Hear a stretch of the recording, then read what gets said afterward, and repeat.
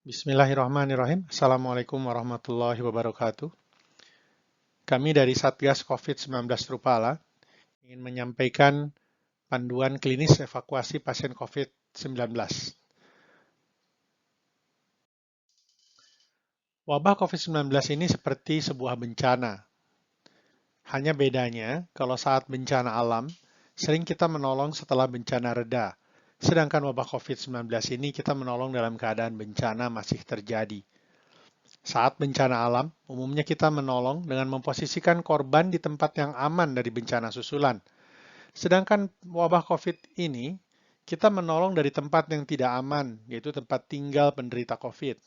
Melalui tempat yang tidak aman, kita bawa sepanjang perjalanan ke tempat yang belum tentu aman, yaitu ke fasilitas kesehatan.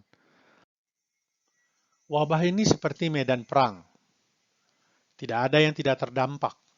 Situasinya kacau, dan perlu satu komando yang diikuti, yaitu komando dari pemerintah. Semua tenaga ahli kesehatan saat ini berusaha mengikuti komando ini. Komando ini memang tidak akan sempurna dan tidak setiap saat berhasil. Namun inilah yang bisa dilakukan, dan membuat tindakan sendiri dapat merugikan diri sendiri bahkan mengacaukan strategi perang melawan wabah COVID-19 ini. Dalam kegiatan Satgas COVID-19 Trupala ini, kami melihat ada potensi masalah yang bisa diupayakan perbaikannya agar pertolongan penderita COVID-19 dapat lebih optimal dengan mengikuti satu komando dari pemerintah, yaitu perlu menyamakan langkah kapan harus membawa pasien ke rumah sakit. Kemudian mengikuti cara evakuasi pasien ke rumah sakit yang aman bagi pasien dan aman bagi pengantar. Juga menyiapkan mental penderita COVID-19 dan keluarganya agar dapat bertahan mendapat pengobatan meskipun menghadapi situasi di dalam rumah sakit yang tidak seperti biasanya dan tidak pernah terbayangkan sebelumnya. Seperti halnya penyakit infeksi pada umumnya, sebagian besar penderita COVID-19 ini juga sakit ringan bahkan tanpa gejala. Sebagian ada yang sakit sedang, sebagian lagi ada yang sakit berat. Untuk penderita sakit ringan atau bahkan tanpa gejala, cukup memeriksakan diri ke fasilitas kesehatan, yaitu rumah sakit atau puskesmas. Setidaknya melaporkan ke puskesmas terdekat. Sedangkan untuk pasien COVID-19 yang sakit sedang dan sakit berat, maka segera ke rumah sakit untuk mendapatkan perawatan di rumah sakit. Kapan seorang penderita COVID-19 itu dikatakan sakit sedang? Apabila mulai terasa sesak atau kadar saturasi oksigen di dalam darahnya kurang dari 93%, maka segeralah dibawa ke rumah sakit untuk mendapatkan perawatan. Sedangkan kategori sakit berat adalah apabila sesaknya makin lama makin bertambah atau kadar saturasi oksigennya kurang dari 90%. Maka ini pun harus segera dibawa ke rumah sakit untuk dirawat di rumah sakit. Pasien-pasien yang datang ke instalasi gawat darurat sebuah rumah sakit, apabila dia sakit ringan atau tanpa gejala, maka setelah diperiksa akan disarankan untuk isolasi mandiri. Sedangkan yang sudah mengalami sesak, namun saturasi oksigen masih di atas 90, antara 90 sampai 93, maka kategorinya sakit sedang, maka dia dirawat di ruang isolasi. Sementara yang sudah di bawah 90, maka perawatannya harus di high care unit atau intensive care unit. Ini penting sekali dipahami bahwa di sebuah rumah sakit, ruang rawat isolasinya bisa cukup banyak, namun ruang HCU ICU-nya sangat terbatas. Misalnya sebuah rumah sakit kecil menyediakan 100 tempat tidur untuk ruang rawat isolasi COVID-19, maka mungkin dia hanya memiliki 5 tempat tidur untuk HCU dan ICU. Karena itu apabila orang sakit COVID-19 datang ke rumah sakit dalam keadaan sudah sakit berat, maka dia harus menunggu HCU atau ICU itu kosong dan jumlahnya lebih sedikit. Sehingga kemungkinan untuk dapat langsung dirawat di sebuah perawatan di ruang rawat di rumah sakit menjadi lebih kecil karena ketersediaan tempat yang terbatas. Oleh karena itu, menjawab pertanyaan kapan saat terbaik membawa ke rumah sakit untuk dirawat adalah saat masih sakit sedang. Karena kemungkinan dia mendapatkan tempat di rumah sakit jauh lebih besar dibandingkan kalau sudah sakit berat. Bagaimana cara evakuasi pasien ke rumah sakit? yang aman bagi pasien dan aman bagi pengantar. Ini penting sekali, jangan sampai pengantar yang bermaksud baik ternyata akhirnya tertular oleh pasien. Pertama, memilih rumah sakit dulu. Potensi keadaan yang akan mempersulit atau memperlambat evakuasi hingga menyebabkan pasien berubah menjadi sakit berat, pertama adalah mencoba menghubungi rumah sakit per telepon, bertanya apa ada tempat atau tidak. Jadi pasiennya tidak dibawa, hanya telepon dulu ke rumah sakit. Yang kedua, mengirim keluarga memantau kondisi di rumah sakit. Pasiennya di rumah, keluarga yang melihat-lihat di rumah sakit penuh atau tidak. Yang ketiga, menunggu oksigen datang untuk mengantar ke rumah sakit, sementara kedatangan oksigen memakan waktu lebih lama daripada kita bawa ke rumah sakit. Yang keempat, ketakutan ditolak. Inilah yang bisa memperlambat evakuasi. Kita coba bahas satu persatu.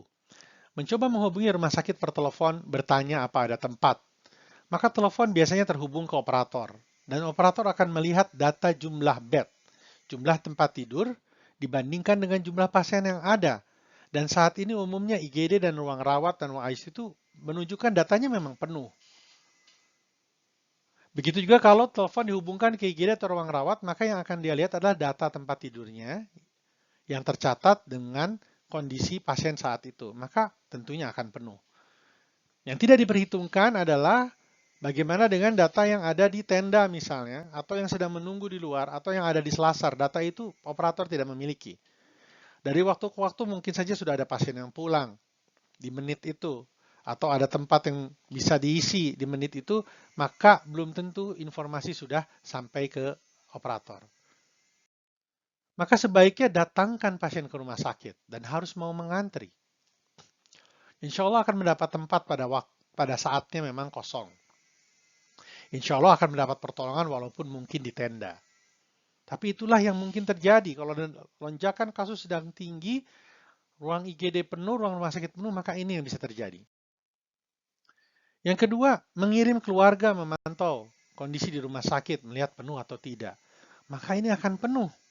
Di setiap rumah sakit IGD-nya penuh. Maka datangkanlah pasien ke rumah sakit dan harus mau mengantri.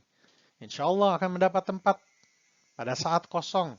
Dan insya Allah akan mendapat pertolongan walaupun mungkin di tenda, di kursi, tapi sudah masuk tercatat sebagai pasien di rumah sakit.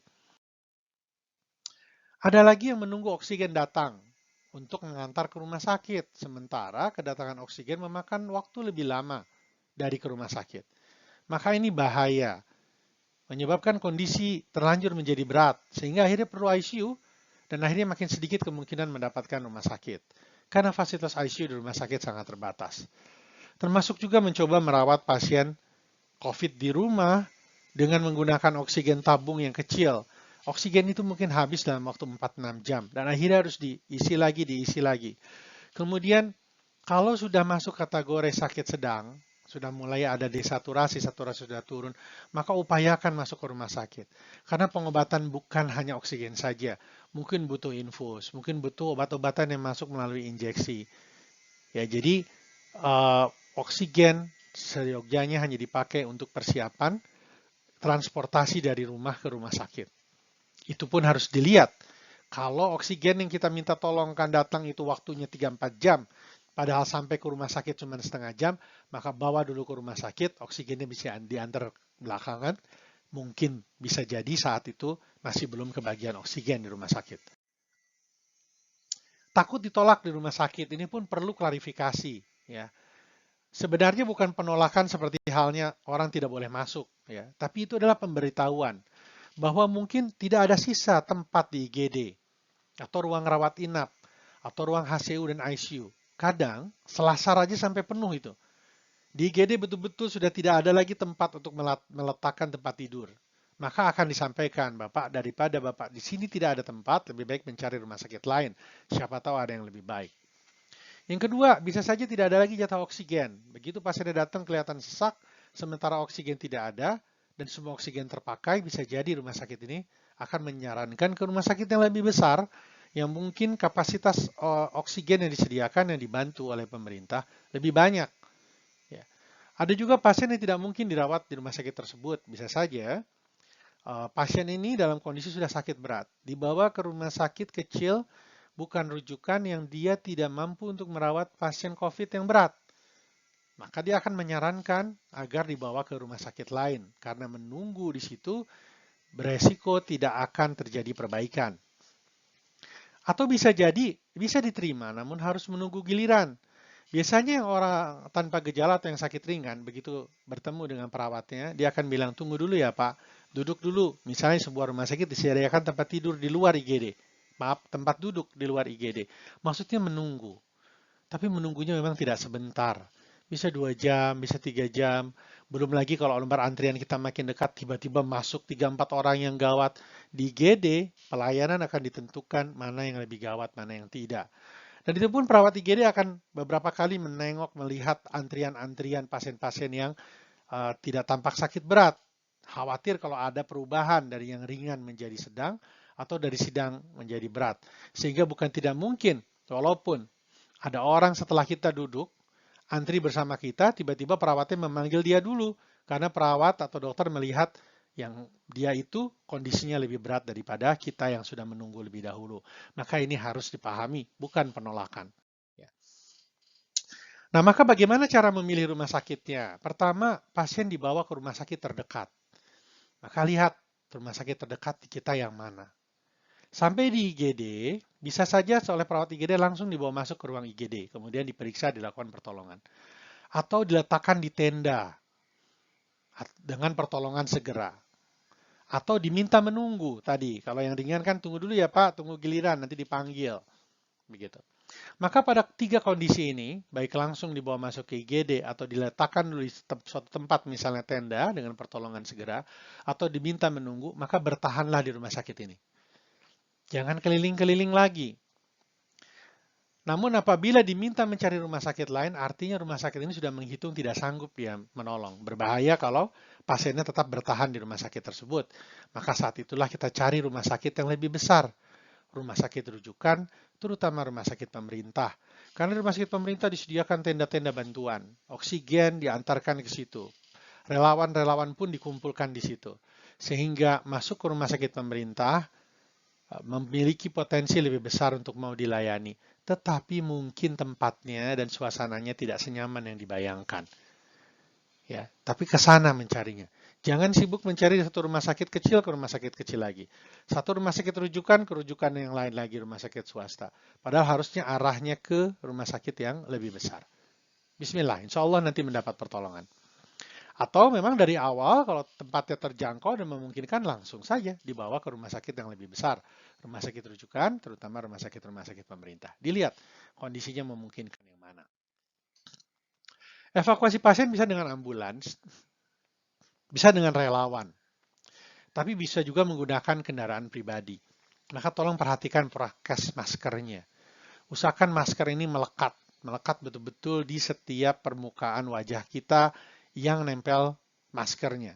Kalau meniup kemudian terasa ada udara keluar, maka tutup pakai plester. Ya, tutup yang rapat. Kemudian jangan sembarangan membuka. Kalau tidak perlu banget minum, jangan minum di lingkungan yang dekat dengan pasien. Misalnya di mobil atau saat masuk ke IGD. Masih di lingkungan rumah sakit. Kalau terpaksa harus minum, menjauh dulu, cari tempat yang agak jauh, baru kemudian minum. Saat di mobil, kalau kita mengendarai mobil, maka upayakan pasien duduk di belakang dan jendela kaca harus dibuka. Sehingga aliran udara dari pasien tidak terkena kita yang sedang nyetir. Ya. Kemudian kita pun harus melindungi bagi pengantar yang negatif dari COVID. Juga harus melindungi dirinya dan keluarganya. Maka upayakan gunakan baju atau celana berlapis 2. Bisa begini, pakai celana, kemudian ditutupi celana panjang lagi. Pakai celana panjang, tutupi celana panjang yang double. Pakai baju, terus pakai jaket. Nanti setelah nolong pasiennya masuk ke rumah sakit, kemudian kita mau masuk kembali ke mobil kita atau mau pulang, kita lepas baju yang bagian luar, celana yang bagian luar, kita masukkan ke kantong untuk kemudian kita rendam air panas sesuai dengan deterjen. Atau cara lain, siapkan jaket dan celana yang lebih panjang, lebih besar. Maka kita menggunakan pakaian seperti biasa, mengantar pasien ke rumah, ke rumah sakit. Setelah selesai, sebelum kita masuk ke mobil kita atau masuk ke rumah, maka kita pakaikan celana lapis kedua dan jaket supaya kalau ada kuman di sekitar baju dan celana kita, tertutup aman. Jadi kita tinggal masuk ke kamar mandi, langsung buka semua, langsung masukkan ke ember yang sudah ada air panasnya, disertai dengan deterjen, rendam 1-2 jam, baru kemudian dicuci. Juga mobil. Kalau memungkinkan, pasien, keluarga, teman yang akan kita bawa ini memiliki mobil, ada baiknya kita menggunakan mobil itu. Kita bawa ke rumah sakit, kemudian kita kembalikan mobilnya ke rumah. Nah, kemudian kita pakai pakaian double dulu, baru kita masuk ke mobil kita. Mengapa? Karena kalau menggunakan mobil kita, terpaksa kita harus menggunakan, selesai mengantar pasien itu, maka kita disinfektan dulu mobil kita, bersihkan dulu sebelum kemudian keluarga kita menggunakan mobil itu. Ya. Jadi ini yang paling penting dalam hal evakuasi. Berikutnya adalah situasi di rumah sakit. Mohon bersabar dan bertahan. Kalau sudah bisa masuk ke sebuah rumah sakit, maka sabar dan bertahan. Kalaupun ingin pindah, pastikan pindahnya dari satu rumah sakit ke rumah sakit lain yang lebih baik. Ya. Karena penuh, rumah sakit itu penuh. Kalau PPKM dijalankan dengan benar, turun dia kasusnya. Tapi kalau kemudian ada lonjakan lagi, maka penuh lagi. Ya. Dan kurang tenaga kesehatan. Saat terjadi lonjakan kasus yang banyak, bisa terjadi kurang tenaga kesehatan. Sehingga mungkin tidak bisa kita berharap seperti saat dirawat penyakit, bukan saat wabah ya. Kita ngebel, perawatnya langsung datang. Nanti ada sebentar, lihat kita, jenguk kita, maka dalam kondisi COVID seperti ini, belum tentu bisa begitu. Ada jadwal perawatnya, kalau dipanggil pun mungkin dia harus menolong yang lain dulu, jadi mohon bersabar. Juga kurang tempat tidur dan kamar, kadang harus tidur, kadang di kursi, kadang tidur di tempat tidur yang berbeda, kadang harus di bawah. Di kamar pun belum tentu masuk kamar, di dalam rumah sakit bisa jadi di lorong, mohon sabar. Sabar dan bertahan. Ya. Kamar pun kalau ada dapat kamar belum tentu nyaman. Ada model yang rumah sakitnya memang dengan segala keterbatasan menggunakan ventilasi udara biasa, jadi dibuka jendelanya. Tentunya gerah itu. Tetapi itu masih lebih baik daripada mendapatkan COVID dengan kondisi sakit sedang, mulai sesak, saturasi di bawah 93, lalu dirawatnya di rumah. Jangan. Sabar saja dengan kamar yang mungkin tidak nyaman. Juga dalam keadaan wabah yang sangat besar bisa saja mulai kurang obat-obatan sehingga akan kelihatan mungkin ada obat yang tertunda waktunya dan sebagainya. Tapi tentunya pihak rumah sakit dan pemerintah selalu berupaya agar obat-obatan ini bisa terpenuhi. Namun saat meledak kasus, maka ini bisa terjadi. Oksigen pun. Saat lonjakan COVID di rumah sakit juga mulai kekurangan oksigen. Ya, sehingga suplai oksigen pun tidak mudah. Akhirnya ada beberapa rumah sakit yang bisa menerima kalau kebetulan memang pasiennya sedang membawa oksigen. Ya, itu pun hal-hal yang harus dipahami dan mohon bersabar untuk kemudian bertahan di rumah sakit itu, atau kalau mau pindah ke rumah sakit lain sudah dipastikan memang rumah sakit lain itu bisa menerima dan memiliki fasilitas yang lebih baik. Mohon juga dipahami bahwa dirawat di rumah sakit dalam keadaan COVID itu sendirian. Tidak ada keluarga yang boleh menemani kecuali anak-anak ya. Kecuali anak-anaknya yang sakit, maka orang tuanya di beberapa rumah sakit bisa menemani. Sendirian dengan segala keterbatasan itu tidak mudah ya.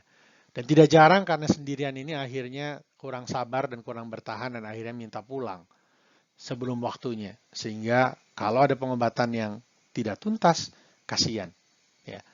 Tidak gampang untuk bisa kembali lagi ke rumah sakit, khawatirnya kondisi penyakitnya yang memburuk. Demikian sedikit dari kami tentang evakuasi ini. Semoga bisa membantu mengoptimalkan pertolongan pasien-pasien COVID.